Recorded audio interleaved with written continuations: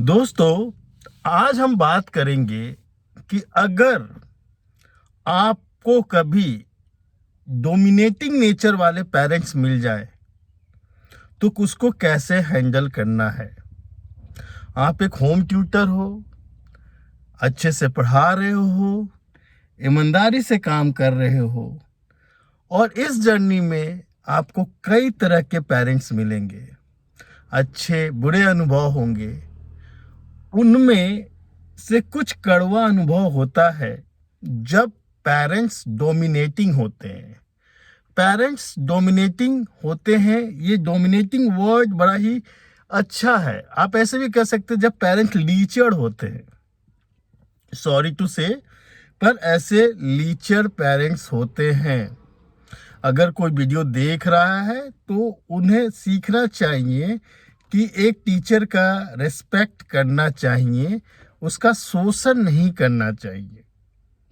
और अगर ऐसे लीचर या डोमिनेटिंग नेचर के पेरेंट्स आपको मिल जाते हैं तो हाउ टू हैंडल, आप उसको कैसे हैंडल करते हो, ये मैं टिप्स दूंगा। देखो, सबसे पहले ये किस तरह से लीचड़ाई करते हैं, किस तरह से आपको परेशान करते हैं, पहले ये समझ लीजिए।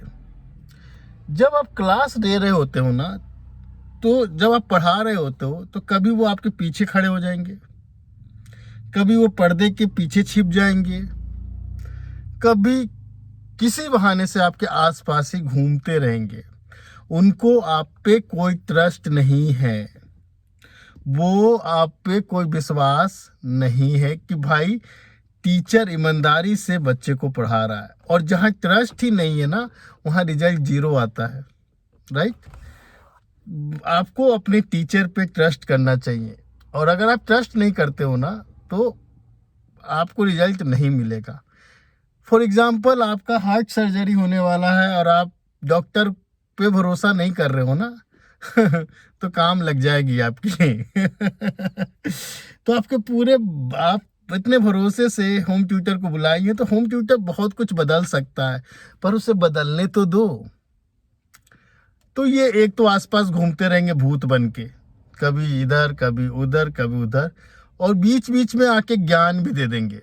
सर ऐसे नहीं ऐसे पढ़ाइए, सर ऐसे नहीं ऐसे पढ़ाइए, सर ये नहीं वो पढ़ाइए। दूसरा तरीका परेशान करने का। तीसरा, वो टाइम पे फीस नहीं देंगे। ठीक है ना, मैं तो एडवांस लेता हूँ भाई, अपना तुम लोग भी सुधार लो, एडवांस फीस लिया जाता है। अब महीना पूरा हो गया, रोज फीस मांग रहे हो, पैसे नहीं दे रहे। अब इन पेरेंट्सों को ये समझ में नहीं आता, जिसको पैसे नहीं मिल रहे ना, टाइम पे सैलरी नहीं मिल रहा है ना, वो तो ऐसे ही चिढ़ा रहता है। क्यों करेगा आपके लिए ईमानदारी से काम? और चौथा, वो प्रेशर बनाते हैं कि सर रिजल्ट अच्छा होना चाहिए, रिजल्ट अच्छा होना चाहिए। अरे ये कोई जादू थोड़ी है, रिजल्ट अच्छा होना चाहिए। रिजल्ट अच्छा होने के लिए बच्चे को भी पढ़ना पड़ेगा, टीचर को भी अच्छा पढ़ाना होगा, और पेरेंट्स को भी मेहनत करना होगा। जब तीनों अपना एफर्ट लगाएंगे ना, तब जाके एक अच्छा रिजल्ट बनता है। तो ये अलग प्रेशर कि भैया रिजल्ट अच्छा होना चाहिए। तो ये ना, नए जो आप लोग नए टीचर हो, जिसको कम एक्सपीरियंस है ना, उनको परेशान करते हैं। अब हम तो बाबा बन गए हैं तो हमें नहीं परेशान करते हैं। बाबा क्या करते हैं? सबसे पहले इग्नोर करते हैं।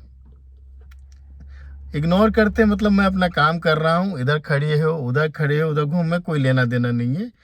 कोशिश मेरा ये रहता है कि भाई क्लाइंट ना छूटे, क्योंकि इस तरह के जो पेरेंट्स होते हैं ना, वो फीस भी अच्छे देते हैं, क्योंकि वो डरे सहमे रहते हैं, तो फीस अच्छे देते हैं। लेकिन इसका मतलब ये नहीं कि फीस अच्छे के चक्कर में अपना सेल्फ रिस्पेक्ट, अपनी बेइज्जती करा लो, कभी नहीं। तो सबसे पहला काम करो, इग्नोर करो, अवॉइड करो, अपने काम पे फोकस रखो, पढ़ाओ, और अच्छे से पढ़ाओ, ईमानदारी से पढ़ाओ। अगर वो बोलती हैं कि सर कोई इम्प्रूवमेंट नहीं हो पा रहा है और बहुत ज़्यादा आपको परेशान करती है, तो देखो, बहुत सारी चीज़ें बात करने के लिए, आर्गुमेंट नहीं करना है, पर इतना धीरे से अगर बोल दोगे ना कि पिछले 10 साल से स्कूल जा करके भी तो बच्चा में कोई इम्प्रूवमेंट नहीं हुआ, तो आप 1 महीने या 6 महीने में क्या एक्सपेक्ट कर रही हैं, जादू हो जाए? और जो सवाल आप मुझसे इतने शान से पूछ रहे हैं, कभी आपने अपने स्कूल में प्रिंसिपल से पूछा है?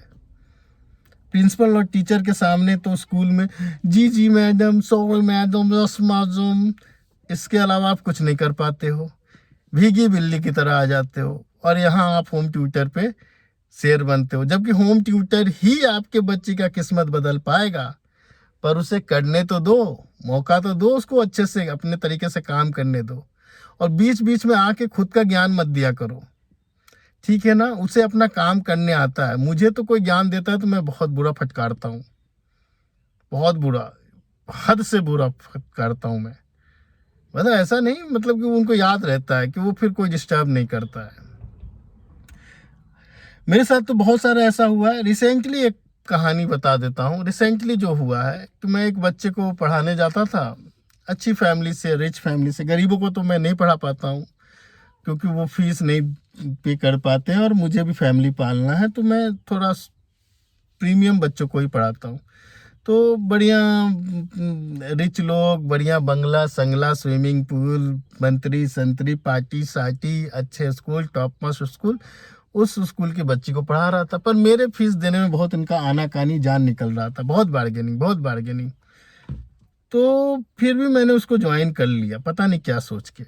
लेकिन तुमको क्या बोला हूँ कि जब आपको सही फीस नहीं मिलती या फीस लेट मिलती तो आप चिढ़े रहते हो। तो मुझे फीस कम मिला था। पर मैं चाह रहा था कि चलो यार इसको कर लूँ। किसका रीजन था, क्यों नहीं छोड़ा, बाद में बताऊंगा। तो मैं चिढ़ा हुआ था ऐसे ही कम फीस पे, और वो आके मुझे बोलती कि सर आज ये पढ़ा देना, ये पढ़ा देना, RS अग्रवाल का ये चैप्टर करा देना, NCERT से ये करा देना, और बिलाबोंग वाला ICSE वाले बुक से ये करा देना। मतलब वो 3-3 किताब लेके आती थी, ओलंपियाड का एक अलग बुक, 4 बुक। और मैं ना ईमानदारी से करा भी देता था। सोच लो, 4 book, olympiad, NCERT, ICSE and RS Agarwal, 4 मैं करा देता था। फिर जब मैंने नया नया ज्वाइन किया था ना, तो फिर मेरा उस बच्ची का टेस्ट हुआ, उसने ना 18 या 16 आउट ऑफ 20 लाया उसने। तो फिर वो उसकी मम्मी का फ़ोन आया कि सर आप बच्ची का तो नंबर कम आया है। मैंने कहा कितना आया है? बोले कि 16 आया है। तो मैंने कहा 16 आया है? हाँ, तो सर आप क्या कर रहे हैं? सर मैं एक्सपेक्ट कर रही थी और अच्छे नंबर का। फिर मैंने जो सुनाया, क्योंकि फीस कम मिल रहा था, छूट जाए तो छूट जाए। मैंने कहा मैम मुझे मेरा काम मत सिखाओ, मुझे कैसे पढ़ाना है और कब रिजल्ट सही होगा, अच्छा होगा, ये मेरा काम है, आप मुझे मत सिखाओ। और आप एज ए मदर बहुत चिंता कर रही है ना बच्ची के भविष्य का, तो मैं भी उसका गुरु हूँ, टीचर हूँ, मुझे भी उसकी चिंता है। तो आप इतना परेशान होने की ज़रूरत नहीं है, आप ज़्यादा परेशान मत हो, ठीक है? नेक्स्ट टाइम आप ध्यान रखना। इतना बोल के मैंने फ़ोन काट दिया। और मैंने इतना चिल्ला के बोला था फ़ोन पे कि उन्होंने रिप्लाई नहीं किया, फ़ोन शायद उन्होंने ही काट दिया था। उसके बाद मैं नेक्स्ट डे गया, मैं जाते ही सबसे पहले बच्ची से पेपर मंगवाया। बच्ची का देखा मैं 4 नंबर कहाँ कटे थे। तो भाई सब कॉन्सेप्ट वाइज सब कुछ सही था, सब कुछ अच्छा था। उसने ना बेसिक मिस्टेक किए थे, जैसे 2 + 3 5 होना चाहिए, उसने पता नहीं 2 + 3 4 लिख के आ गई। तो ये छोटे छोटे बेसिक मिस्टेक के कारण नंबर कटे। तुरंत मैंने मैडम को बुलाया, मैंने कहा देखिए इसके नंबर मेरे कॉन्सेप्ट की वजह से नहीं कटा है, इसके बेसिक मिस्टेक की वजह से कटा है। और 1-2 बार और डोज दे दिया था मैंने, और आज भी मैं वो क्लास कर रहा हूँ, अभी भी वो क्लास कर रहा हूँ। लेकिन अब ना वो पूछती हैं कि कैसे पढ़ाना है, ये जरूर बता देती सर ये ख़त्म करा दीजिएगा। एकदम लाइन पे आ गई हैं, सीधे रास्ते पे आ गई हैं, और जैसा मैं करता हूँ वैसा, और मैं अपना काम ईमानदारी से करता हूँ। और जिसने ज़्यादा 3-5 किया, मतलब कुछ कुछ ऐसे भी केस हुए भैया कि पुलिस कंप्लेन कर देंगे, थाने पुलिस कर देंगे, यहाँ तक ऐसे लोग भी होते हैं।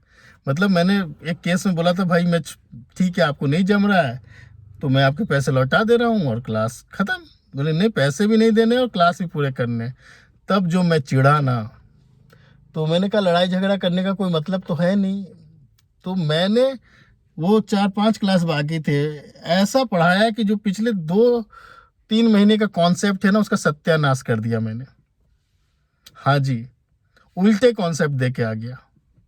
वो जबरदस्ती 5 डे मुझे बुलाया था, जबरदस्ती पुलिस की धमकी दे करके। तो फिर मैंने अपना 5 दिन में जो 3 महीने पढ़ाया था उसका सत्यानाश किया। और फिर मैं उनको बताना चाहता हूँ, जो बना सकता है ना वो बिगाड़ भी सकता है। तो टीचर की रिस्पेक्ट करें। टीचर की बददुआ बहुत गंदी होती है, ठीक है। अच्छे टीचर क्या, कोई भी अच्छे इंसान को आप परेशान करते हो ना, तो उसकी बददुआ बहुत खराब होती है।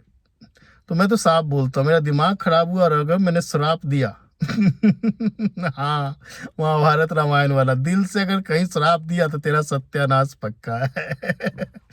ऐसा नहीं करता हूँ मैं। बच्चे बहुत प्यारे होते हैं, बहुत अच्छे होते हैं, लेकिन कहीं कहीं के ये लीचर पेरेंट्स जो आ जाते हैं ना, तो थोड़ा दिक्कत होती है। तो बताइए आपके अनुभव क्या हैं, और आपको भी ऐसा ही करना है, राइट। पहले अवॉइड करो, इग्नोर करो, लेकिन बात जब गले तक आ जाए, सेल्फ रिस्पेक्ट तक आ जाए तो सुना दो, छोड़ दो, नहीं करना है। उसके बाद कुछ होता है, आगे कोई दिक्कत आती तो मुझसे बात करो, कोई प्रॉब्लम समस्या आती है तो मैं बताऊंगा आगे क्या करना है।